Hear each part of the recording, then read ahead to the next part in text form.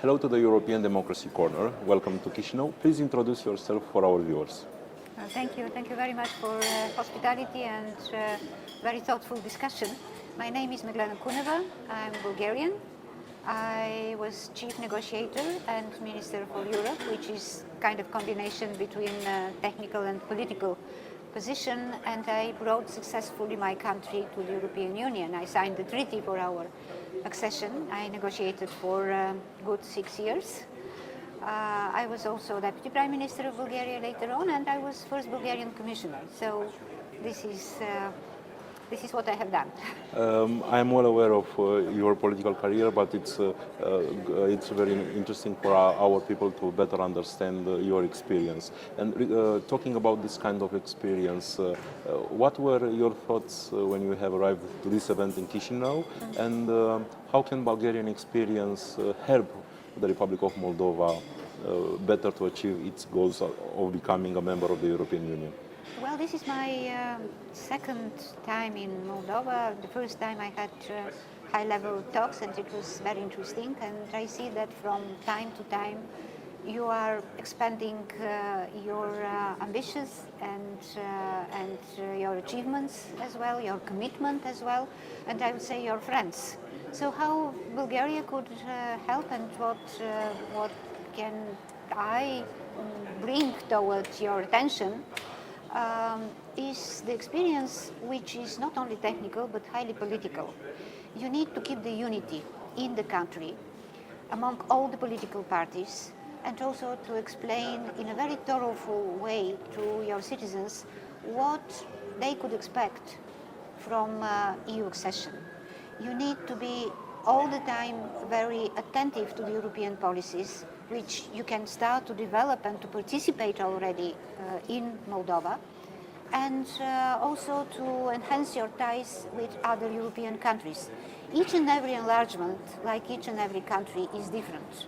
You know what are your strengths, and you know also where you need to step up a bit.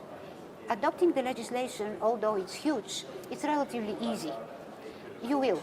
But to build an institution which is strong and endurable, this is more difficult. And to deliver through implementation, which will complete the process and build more trust in the society, that this is not something remote like joining the Union, but improving your life, your everyday life. So trust, which will build resilience, and resilience, which will bring to security. I think that this one is a very good way to depict the stage in which Moldova is right now.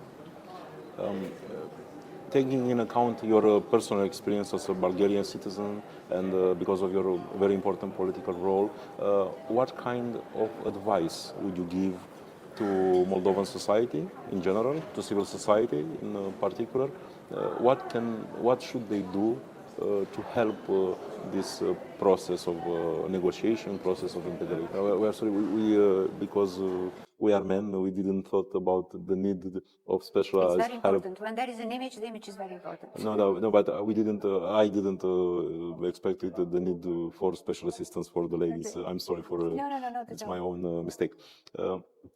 Taking in account your own personal experience as a Bulgarian citizen, taking in account your political positions during and after the integration, what kind of advice would you give to the society in the Republic of Moldova, to the civil society especially? What should they do to better help the Republic of Moldova achieve its goal? Well, it's important to speak honestly, without prejudice, and don't be afraid to be critical. Anyway, you will go through the scrutiny of the Commission and to the scrutiny of the Member States. And they will be critical. This is part of the process. The process is to improve the overall environment and to deliver a result which will satisfy the citizens, to build a modern European state. So if you shift the criticism before it reaches the Commission or the Member States, it's much better. What I did when I negotiated, I asked in purpose the civil society, the non-governmental organizations at that time, to monitor the process and to give an early warning if they see something which is wrong or something which might be done better. I even outsource part of the monitoring and part of the legislation to be done by our strategic partners from the civil society, where they have knowledge and they could really fulfill the task. You need the entire society to be on your side. Means not to criticize you, but to be on the goals on your side. And this is a great source for catching up with the very short terms of what you need to deliver during the accession. And this one will enrich not only the experience, but will enrich how the administration works. So this is a source, use it. And the other one thing which is important is to educate journalists. I made countless of training for journalists just to explain technical briefings, just to explain what means to close a chapter, what is the content of the chapter, what will change when we adopt this legislation. You need also to have a very strong administration. Without administration which is ready to implement the freshly adopted law, you are doing nothing. It will remain a dead paper. People will start to doubt that the real change is coming. And without implementation, you are exposed to a criticism from inside and outside. So building a strong administration is part of the job. So as a last question, what kind of follow-up would you see after this kind of event? Interesting. Well, depends on what you really need to make your priorities.